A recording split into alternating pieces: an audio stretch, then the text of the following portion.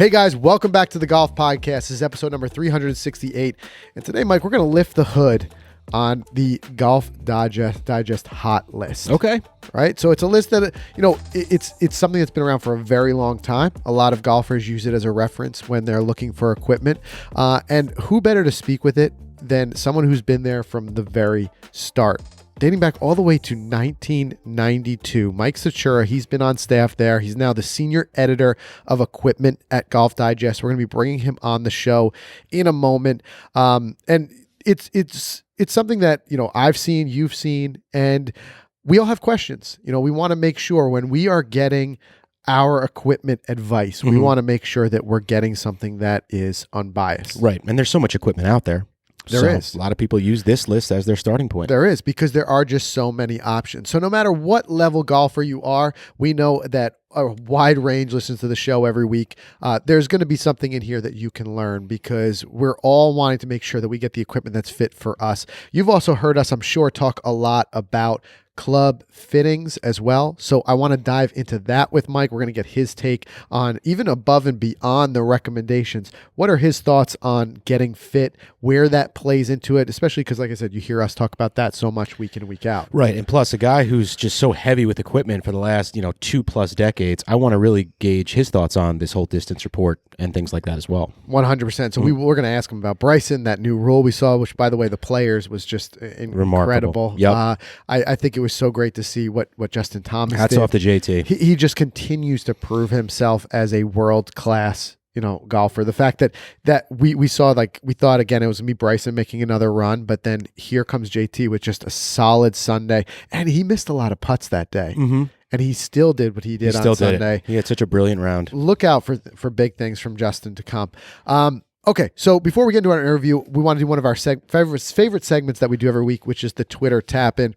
And that is a moment where we get to ask you guys a golf question, and you can weigh in. And we've got another great one this week because it fits right into the equipment that we're going to be talking about. But if you're not already following us on Twitter, make sure you do so at Golficity so that you can be part of the Twitter tap-in each week, and we're going to be reading some of our favorite responses right here on the show. So this week we asked, when taking a golf trip, what is that, right, Mike? Yeah, what is that? We all miss those, don't we? But we'll be back to traveling soon. Well, this has a very reopening and travel theme, this Twitter tap-in, so I'm excited. There you go. Yeah, so we said, when taking a golf trip, do you prefer to travel with your clubs, or do you ship them to your destination separately? And Mike, you and I, we've kind of done a little bit of both. We have. We've done a little bit of both. I mean, I prefer the bring.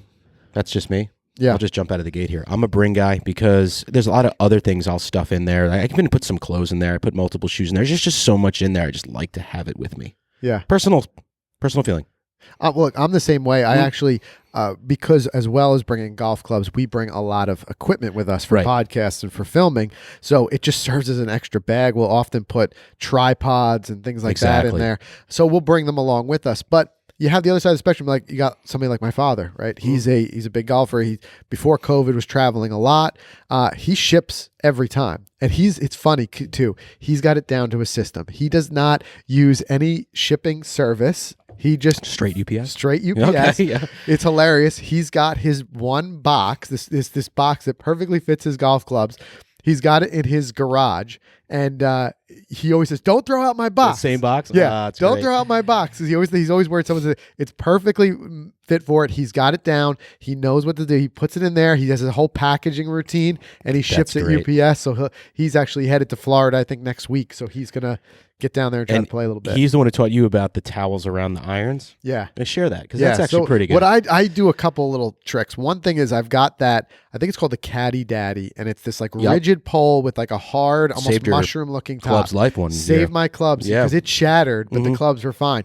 Anyway, that protects against the whole top against it getting hit. But I would like to do too is I'll take my couple of my golf towels that I'll be bringing, the caddy towels anyway, and I'll wrap them and weave them around all of the clubs so that they're not just banging into each other the whole time. Tip of the day right there, guys. Tip of the day. Do it for sure. Especially that Caddy Daddy thing is going to be the cheapest. It's $20 worth of insurance. It's going to save your clubs. Expense. So let's look at some of these responses here, Mike. Yeah, Casey loves golf right out of the gate here. The one and only time I've played on vacation, I rented. I only played once. It was a mistake. Horrible clubs. So he's a renter. He said no matter what, he's going to be taking them But not a true answer to shipping or traveling with. But let's see what else we got with that. Travel with Adam Reynolds. I'll drive if I have to. Haha. I don't trust the shipping process. Yeah, look, personal feelings. Yep. A lot of people, clubs are their baby, and they just don't. Trent Blackman says, I fly Southwest, and they fly for free with me. Typically pack more around the club heads. Arizona trip next month. That's awesome, Trent. Enjoy that. Leaving Iowa for Arizona. Can't wait. Love what you guys do. Thank you. Thank you, Trent. Yeah, I mean, that's just it. Like you just can't, whether you ship them or, you bring them with you and you're checking them. Either way, they're going to get tossed around. You just got to do that little extra step and just add some extra packaging. Yeah, I don't care definitely what you say. I mean, that's what I have That's to do. it. John Dunnigan. Absolutely, they ride. 2 bags definitely fit in the Tesla 3 with room for luggage if you put the back seat down. He's bringing them with him no matter what. Alex Napier, I prefer to travel with them, but either way, I worry about how they will be handled by airlines or shipping companies. So I guess either way, they could get hurt. There. Well, then here's Rich. He's a guy who likes to just walk on a plane, I think. He says, I ship the clubs and my clothes. There you go. Just ships it all. He just shows up with short sandals and a margarita. There you go. On his flight. Oh, and of course, ship sticks weighed in. They said, that's easy. Ship them to your destination with ship sticks. There you go. Exactly. That's great. And I'll tell you what, ship sticks, we've actually used ship sticks as a service before. Yes, we have. And I think that it's a terrific service, especially if you don't know the ins and outs of shipping yourself. Because you can, like my father does, literally put them in a UPS box and ship them off. But ship sticks, it kind of makes that easier because they handle all that. They're not the ones who are physically transporting your clubs. It's still going to go by one of those carriers. They just arrange the services, and they have extras like the insurance and things like that. Yep. But I remember a bunch of guys on the team used ship sticks for when we went the Orlando trip. Yeah, the PGA show 2 years ago. Yeah, and it was cool to just show up at the door and then leave them at your door and then head off to. That's the scary part. Right. Leaving your clubs at your Airbnb and then heading off to the airport. Yeah. Something about that doesn't make sense to me. Well, look, how much of this... it works. Right. How much of this is our own anxiety that we just don't like to part ways with our clubs? That's just exactly it. Our own anxiety. Yeah. But yeah, I'm seeing a lot of other responses here. Some people ship. Let's see. Hunter Brownie says, never had to fly, but still always travel with a hard case. And that's another thing, the hard case versus the soft.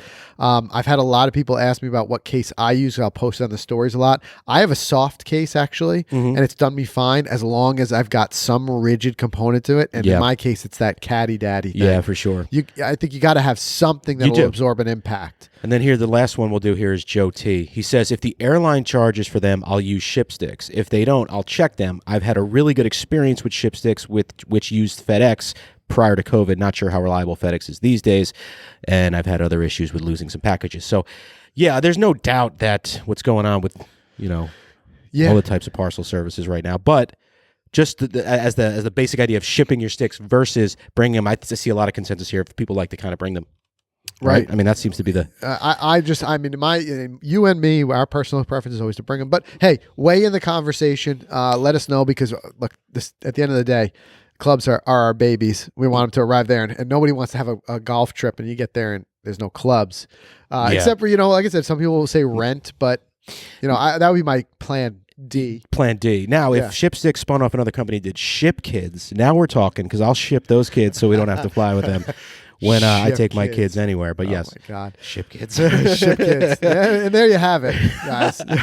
This episode is sponsored by Ship Kids. Yeah, Speaking of which, let's do a quick word from our sponsors, and then let's go ahead and bring Mike on the show because we want to talk about that hot list and really what goes on behind the scenes to make that list every year. So first, guys, we're excited to share with you some exclusive opportunities from Team Titleist, but to be part of them, you have to join Team Titleist. Well, here's the good news. That is both free and easy to do. All you need to do is go to Titleist.com/Team Titleist to get signed up. And it gives you access to opportunities like prototype testing, special events, limited edition gear from Titleist, so much more. And speaking firsthand of guys who've been to some of the events, who have had the prototype testing and some of that terrific gear. I know even your scorecard holder is a Team Titleist scorecard holder. They really put a lot of love into making these things, really well made, and it just kind of it shows through in that Titleist care to just really do things the right way in all of these things, and especially the events. The events are just so well put together. It's great to meet other golfers who, Team Titleist love the Titleist brand, but also it's just a great way that you see them as a company just really giving back to the community. Yeah. So it's something you definitely want to be a part of. And like I said, it's not like there's an annual subscription fee. It is free. All you got to go to Team Titleist, Titleist.com/Team Titleist.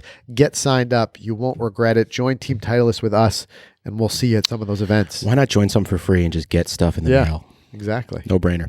Guys, want to thank FootJoy. They set the standard for golf shoe performance, and in 2021, they're coming out. Well, they have come out. It's out there. You could buy it today. It's the all-new Premier Series. You've probably seen us all over social media just showing these things because they're so pretty. Frank, I have a pair right here. Hold on. Check these out. These are yours, my friend. Those are. Look at those. So this is kind of that classic style, but that new... Look at that. Those they're unused because I'm saving them and break them out for our Pinehurst trip next Perfect place to bring these out. Now, these were designed in collaboration with the world's best players like Justin Thomas, Adam Scott, Max Homa. The Performance Series features classic styling with premium, get this, waterproof leathers and great details that exude craftsmanship. That is complemented by state-of-the-art comfort and performance features like the VersaTrax Plus outsole, which is right here. That thing is pretty cool. VersaTrax. Learn more about the Premier Series at footjoy.com. Guys, go check them out. I mean, I was so skeptical at first about these because this isn't the look that I'm used to. Right. But when you get them in your hands and you put them on and you throw on the rest of the outfit, you're like, wow. Plus, it's such a classic look on top, but then when you flip it on the bottom, you see all of that performance that we're used to in some of the more athletic type of shoes, but you've got that nice gorgeous, classic look on top. And we've already seen them premiere on tour, like you said, guys like Adam Scott out there wearing them and just really catching rave reviews. JT wore them, the players, right? Yeah, JT, all those. I mean, it's been the big news lately, but you guys got to check out the Premier Series for sure. All right, so with that said, guys, let's go ahead and dive right into our interview. We're going to bring Mike Satura on the show right now. All right, guys, we got Mike Satura. He's the senior editor of equipment at Golf Digest. He also leads the team that's developed the Hot List, which is the most widely read review of new products by the golf industry, and we're really happy that it brings him to the show. Mike, welcome to the show. Thanks, guys. It's a pleasure. It's great to have you here, and want to dive right in. Hot List is something that has been around for quite some time. Obviously, a lot of our audience is very familiar with it. But for anyone who's maybe a little bit newer, or just we want to get a little bit deeper into it, let's lift the hood a little bit here. And can you tell us a little bit more about the process that goes into making the Hot List every year? Yeah, I mean, the simple thing is, obviously, the Hot List comes out at this time of year every year. It's our review of all the club categories in one space. And, people think, well, okay, that's 3 weeks of your time, and there it is. It's really an incredible team project. We've got, at the end of the day, probably more than 40 people involved in putting this thing together. This year, it's obviously part of the regular issues of Golf Digest. It has its own special print issue that you can get at retail. And of course, there's the online aspect at golfdigest.com, including an interactive feature that lets you build your own bag based on the Hot List clubs. But it's hard for me to say that there is a week or even a day that I and especially my right-hand partner there, Mike Johnson, who's also the equipment editor at Golf Digest, that we don't think about either what's coming with the next Hot List or how we can learn from the previous Hot List or wait a second, did we get this the way we wanted to present it? So I think it's easy to say that the Hot List is an all the time thing for us at Golf Digest, and our main intent from the very beginning was to have the Hot List serve as a starting point for the buying process. When we started the Hot List, the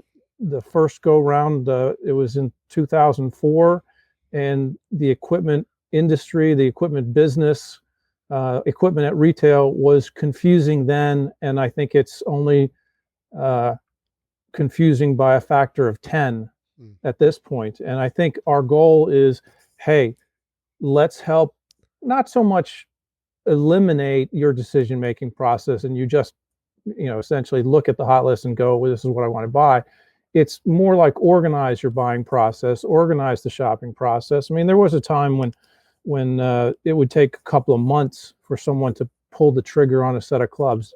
We know for a fact, and certainly in the last year, we saw for the fact that happens not in 2 or 3 months, but sometimes 2 or 3 hours. And we would like to make the process informed. I think we want to ultimately be helpful to the reader. We want to be fair to the industry, but we really want to be true to ourselves in terms of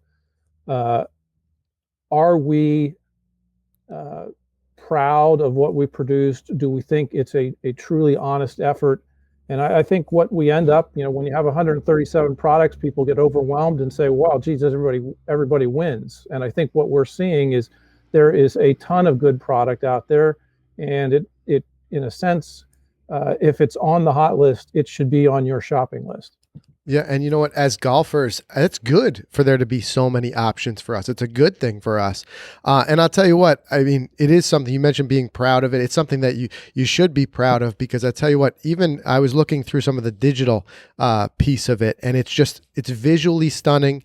It's well organized because you are distilling down a lot of equipment and making it easier for us to find. But I want to talk about some of the stuff you touched on in a minute. I want to talk about the new build your own bag feature. I also want to talk about, as you mentioned, this being a starting point and where club fittings come in, because we've seen a big boom in that, and we're big advocates of club fitting. But before we dive into that, just as a starting point, how many or roughly how many clubs do you test when you kick this thing off? Like, how big of an undertaking is this? So, and obviously this year was a really special year with the challenges of the pandemic. And I mean, it was really incredible to pull it off, quite frankly. Obviously a lot of Zoom meetings, we had to go through a lot of precautions to, in terms of COVID testing to get everybody okay. We didn't per se have a bubble, but everything was local, so everybody was in the local area and everybody was tested. But at the end of the day, we had 270 entries that we considered. Wow. And we end up with 137 final selections. And I think the process is intense, but at the same time, what we're really trying to see through the 4 criteria in the hot list is an evaluation mechanism that's not all that different than what an individual golfer might go through. So when you look at our process, there's 4 main criteria. Performance is 45% of a product score. That's really what happens when players like you use the club in question. Look, sound, and feel. How does a user sort of react to the visual, the aesthetic, the way something feels and sounds? That's another 20% of the score. So basically 2/3 is what happens when real golfers use these products. Then we have a category called innovation. That's 30% of the score. We think it is crucial if companies are worthy of being on our list, they need to be thinking about sort of advancing the paradigm of what's possible in that particular club category. And then we have a category called demand. It's 5% of the score. It's not really going to determine whether something is on the list or is gold as opposed to silver, but it is a recognition that, hey, this is a legitimate enterprise, that if company X makes the list and you call them, 2 weeks after the hot list comes out, they actually have a phone number and maybe a functioning website and that sort of thing. And let's be honest, there is a value to established companies because it indicates that they've sort of maintained a level of success, a level of innovation, a level of importance in the marketplace that we think resonates with golfers. And that's really what the hot list is trying to reflect, is what resonates with golfers. So when you start with 270 products and you have 4 criteria and you bring in obviously a lot of players to do to do the hitting, but we bring in a team of PhD scientists who are well versed in what's going on in golf equipment. Have done a lot of their own research and testing, and I won't say they've seen everything because they're really intrigued by the new stuff that they see, but they know enough to know, hey, this is really just a rehash, or this is something we haven't seen before, and I think it's intriguing and that we should pay attention to it. And then we also bring in a panel of retailers who, I don't know what the years of experience that this group has, but it's well over 150 years of experience in the golf business, and they know what works. They know what is going to matter to the point where they're either bullish on it before they've seen it, or they've already got it in the shop, and they have real data on how it's resonating. So that's a short look at how intense the process is, but I can assure you in practice it's much more intense. If you ever sat through a 6-hour Zoom call with a company's R&D team, you know where we're at. Well, and no doubt, and what I like about that too, you talk about 270 clubs. You're effectively doing a lot of work that we as golfers could never do. We would never have the luxury or the time to test that many clubs. So by helping narrow it down, that provides a benefit for us. But I like too, as you said, it really holds the companies accountable to continue to push innovation, because they know that year over year, if they don't, it's going to be sniffed out, by the experts and people like that. But one big question I want to ask, it's on the tip of everyone's tongues. We think Golf Digest and this major publication that when we thumb through it, we see a lot of ads for different equipment manufacturers. The question becomes, how do I know that Golf Digest is able to separate the two and keep this function unbiased? So if you could speak a little bit about that, what goes into it to make sure that your function as distilling this down is as unbiased as possible and is not influenced in any way for anybody who might be thinking that might be an issue, influenced by the advertisers?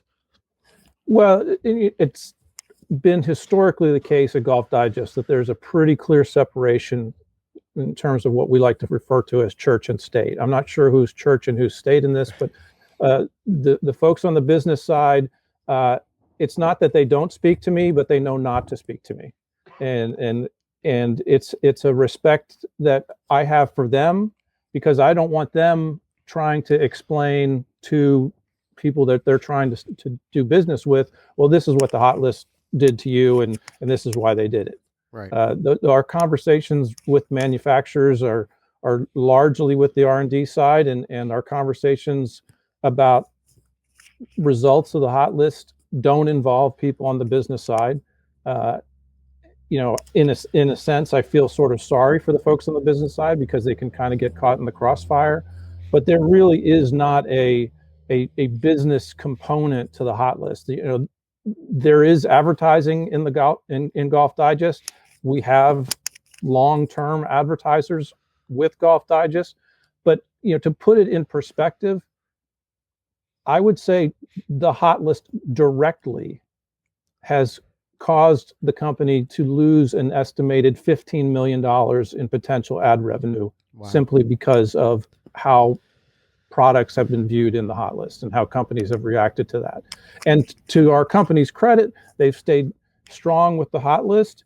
We've been able to maintain relationships with companies where it is a conversation after the hot list. It is not the accusations and really unfounded accusations. And by the same token, we're looking to improve our process, because we know, whether it's a Callaway, a TaylorMade, Titleist, Ping, all of those companies are doing exactly the kind of testing, whether it's robot testing or much more often these days, player testing.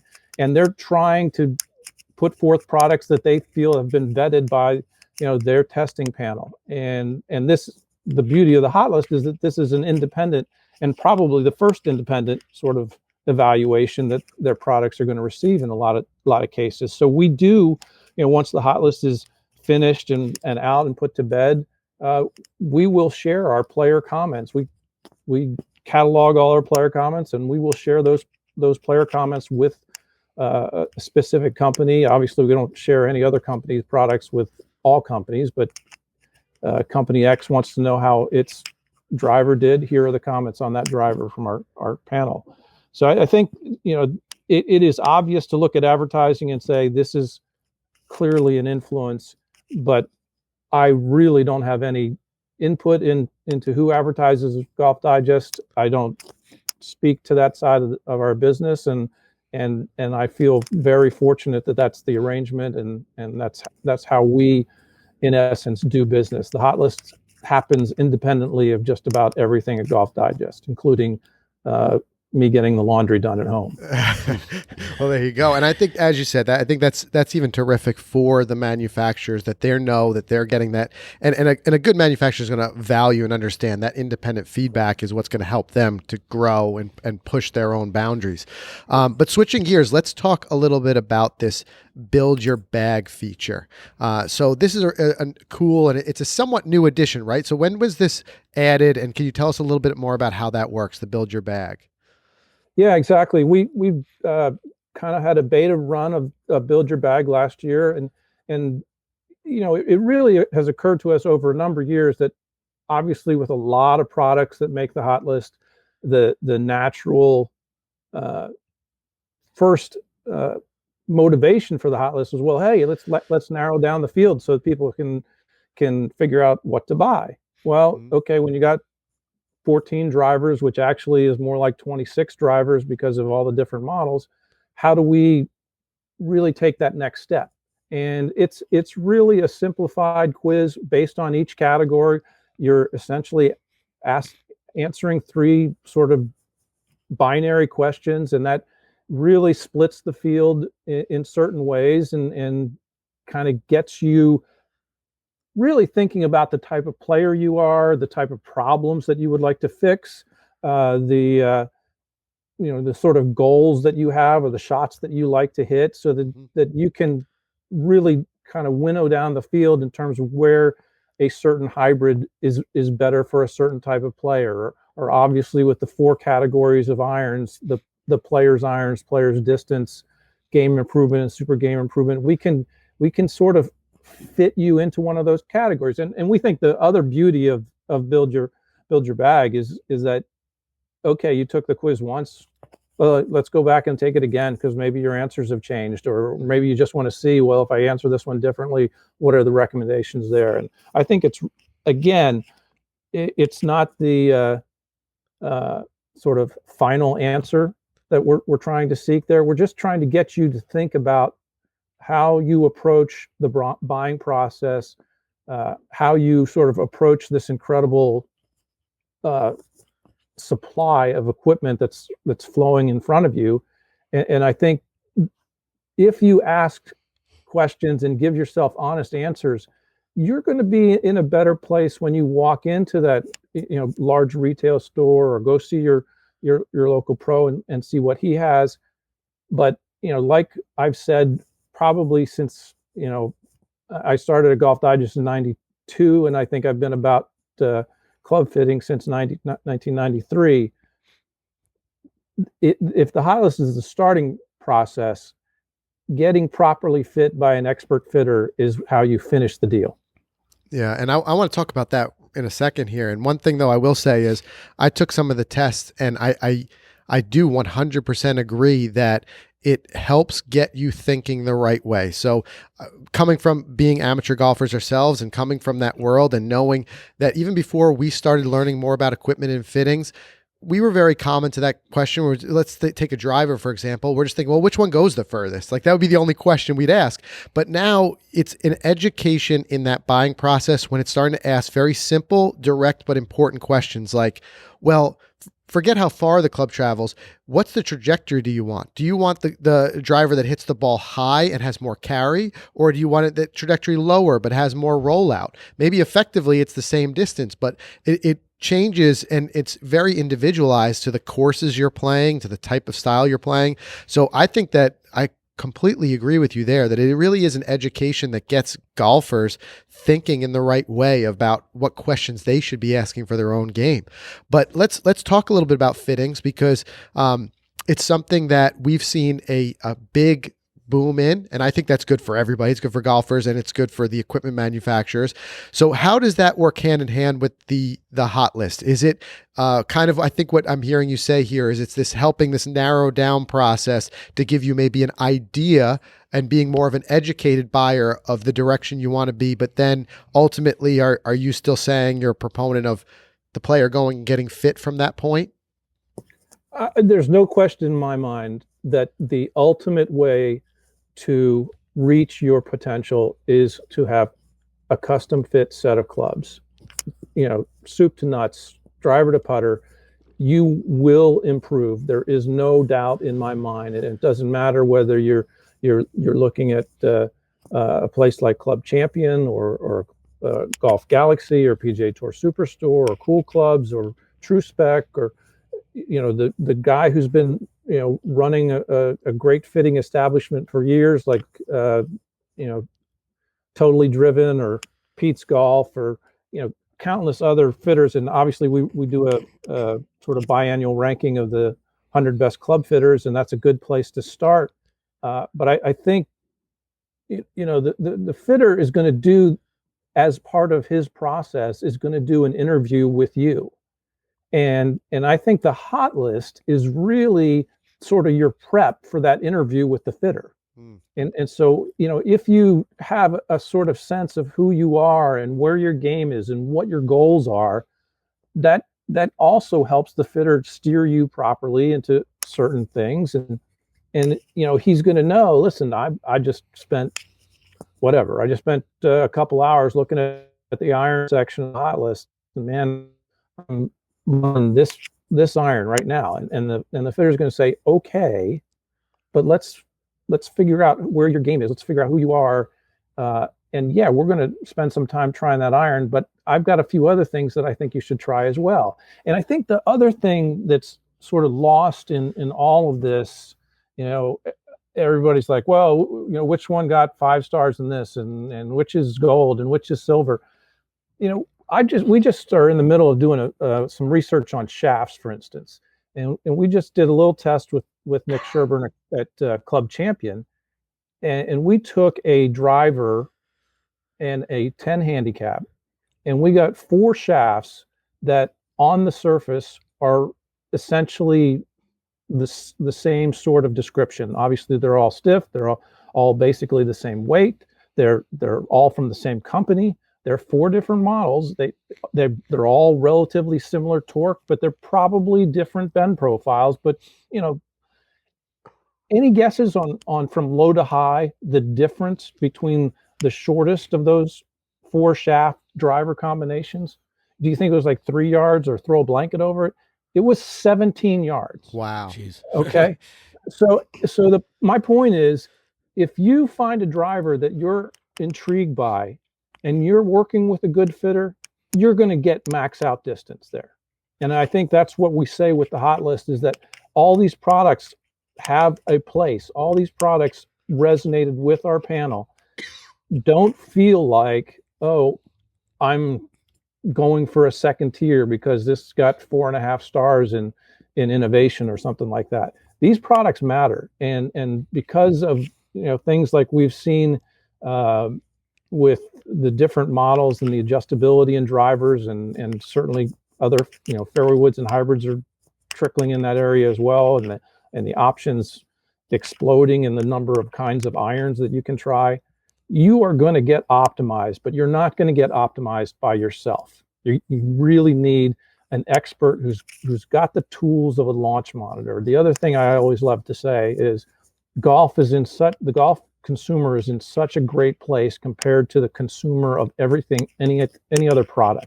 You go look for a new refrigerator or a new car or what, a new tennis racket even. You don't have a tool there that says, here are your numbers compared to what you have. And the launch monitor really says, with obviously with a great fitter right there, that combination says this product is that much better than what you have currently. Now you can decide, well, it's not worth me spending the money, or I don't want to, or I can't get it approved at the home office or whatever.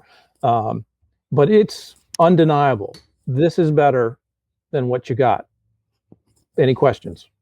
Yeah, numbers are right there. Yeah, makes sense. And Mike, I want to switch gears a bit because I want to talk about you spoke a little bit about the hot list challenges over the past year, talking about the pandemic and the bubble and the testing and the Zoom calls and the difficulties that went into testing products.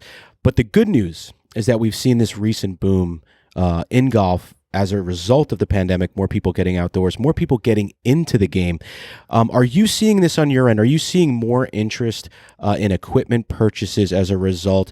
And are more companies offering more options for, say, the amateur golfer as a result? Well, I mean, obviously, I think there was a case of almost everybody in the equipment industry really kind of getting caught by surprise in terms of how intense the interest was once everything opened up in 2020. Golf had a tremendous year, both in terms of participation and in terms of sales. I mean, just record-shattering year over year month gains that we haven't seen, obviously, since really the dawn of the Tiger era, and where there was a lot of enthusiasm right then. I think what companies are trying to do is play a little bit of catch-up route right now. There were a lot of companies that we talked to that said, we sold everything that we had. And we couldn't find things. You know, if we found some box sets somewhere, we slapped those together and got them out the door and sold those as quick as we could. So I think there's been a great opportunity, and 2021 is really going to be kind of this year that tells us, okay, we had a bunch of new golfers come to the game, or a bunch of golfers who come back to the game. They got sort of midway or most of the way through the summer using really old equipment. And they realized that, hey, if I want to stay in this game, I am leaving a lot of yards and shots on the table because I've got clubs that are outdated or ill-fitting or both. And I think right here is the opportunity. I was talking to a friend of mine who's a sales rep for a company, here in the Northeast, and he was at essentially a fitting day at an indoor shop that for a long time did not have a launch monitor, barely had a fitting bay, and might have sold 5 of this company's irons in an entire season. In one day, they sold 5 sets. Okay. Jeez. So, and that's in the Northeast in March when it's freezing cold. So, there are guys who are saying, I've done half my goal, and the season hasn't started yet in terms of sales. So I think, we're going to see some challenges. I would admit, in terms of turnaround time, whether you're getting a custom order or that sort of thing. So that's going to be a challenge.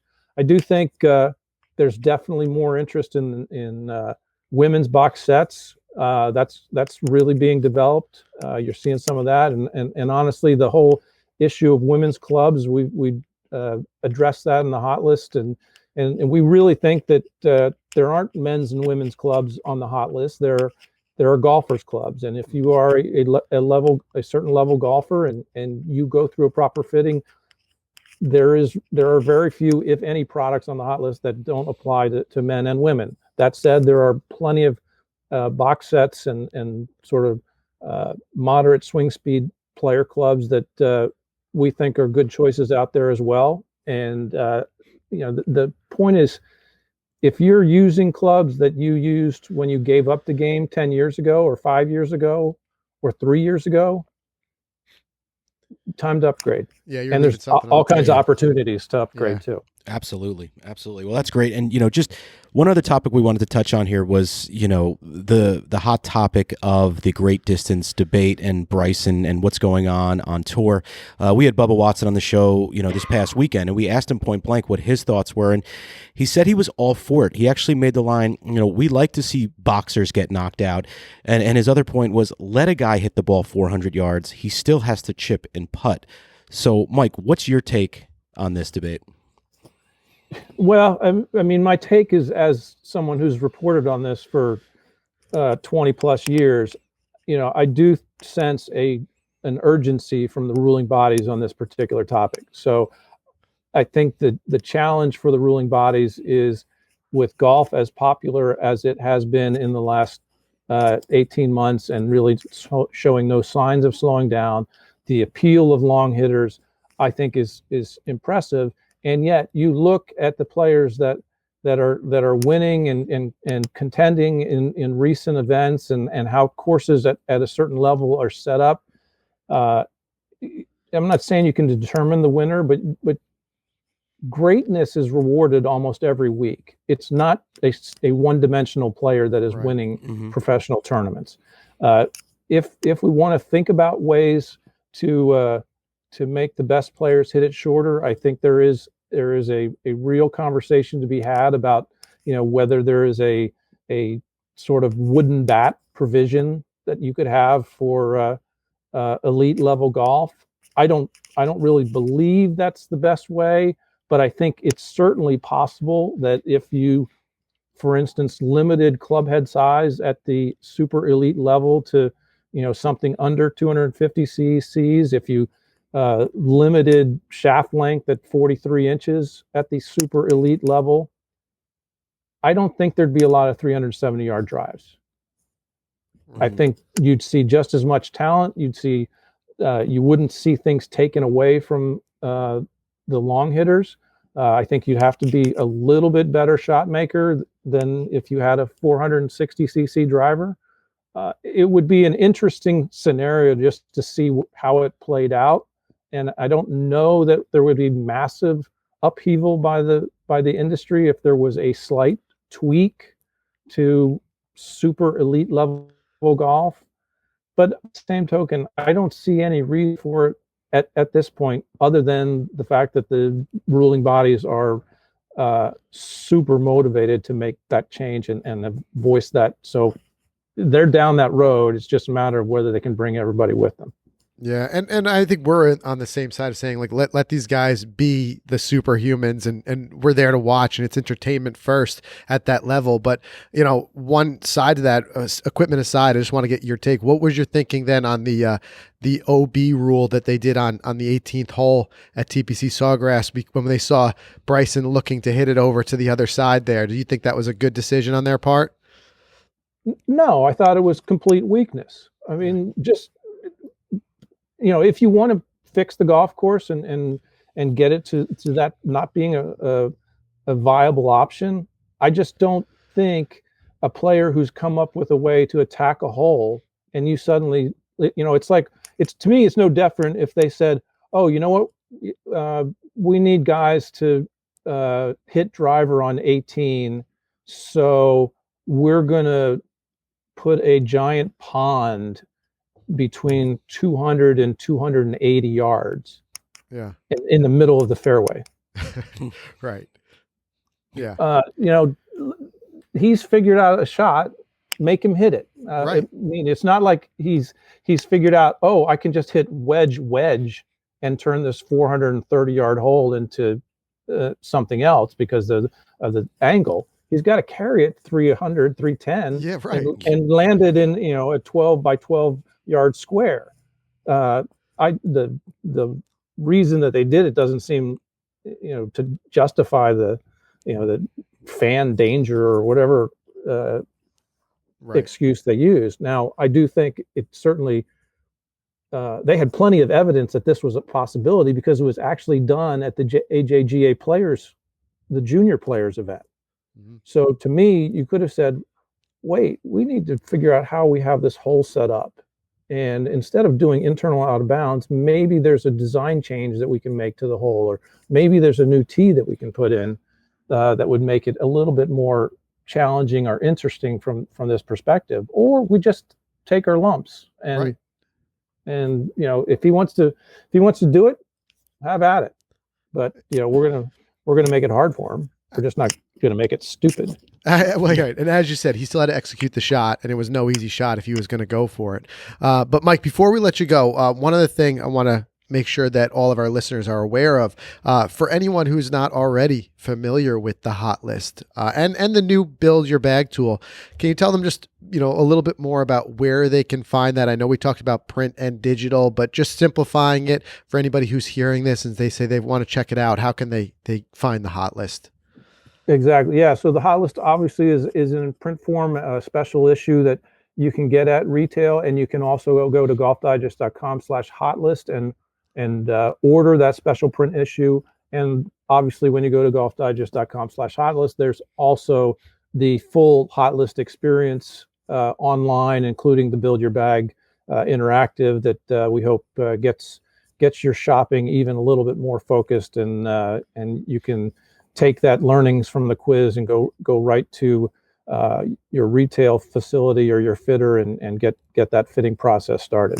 That's great. Well, Mike, look, we appreciate the hard work that you do, working through so many clubs and helping us as golfers kind of make the right decision. We also appreciate not only your time, but also coming on and your candor and your honesty, addressing some of the common questions like how you manage to keep it unbiased and things like that. So I think what you're doing is it's great for the game. Keep up the hard work.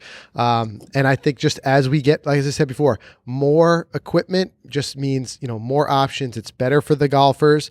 And with the work that you do, keeping the equipment manufacturers really on their toes, that's good for the golfers too. It's just pushing more and more innovation. So again, commend you on all the hard work. It's a terrific tool. I'm looking forward to seeing how the Build Your Bag continues to play out. But it's a great tool. We'll definitely link to it. And we appreciate your time today. Hey, thanks a lot, guys. I really appreciate what you're doing as well, creating enthusiasm out there for all things golf. Keep it up. All right. Thank you, Mike.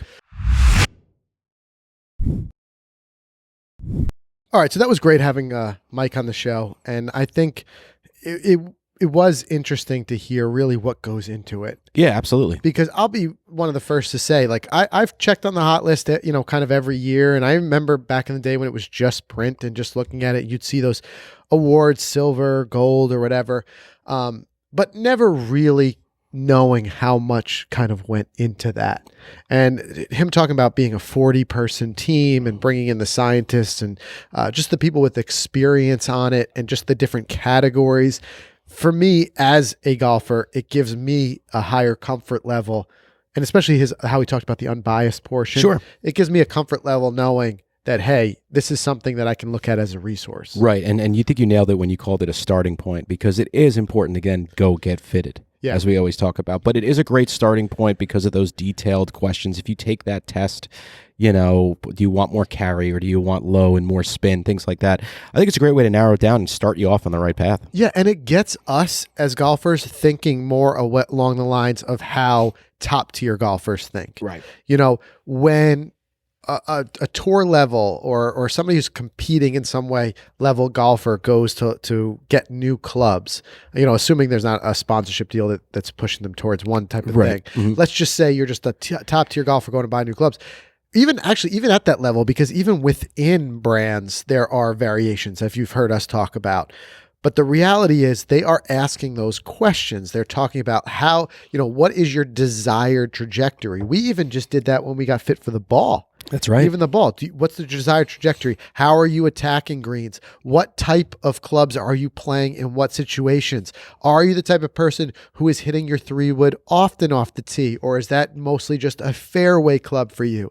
These are the types of things that what I liked when I tested out their Build Your Bag tool. It starts asking you those questions. And if it gets no other value out of it other than as you as a golfer gets you just asking more detailed questions, it's going to make you a more educated buyer. Definitely.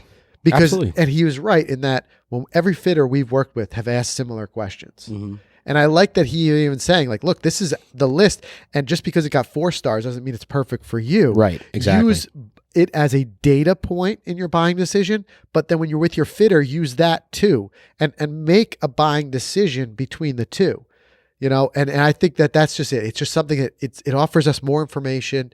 It makes our lives easier because who's going to go out and test 270 different clubs? Not me. Not me. Not me.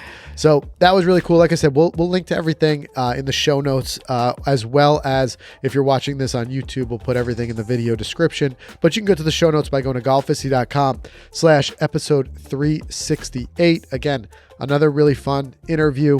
Appreciate Mike coming on the show, and we'll see everybody again next week.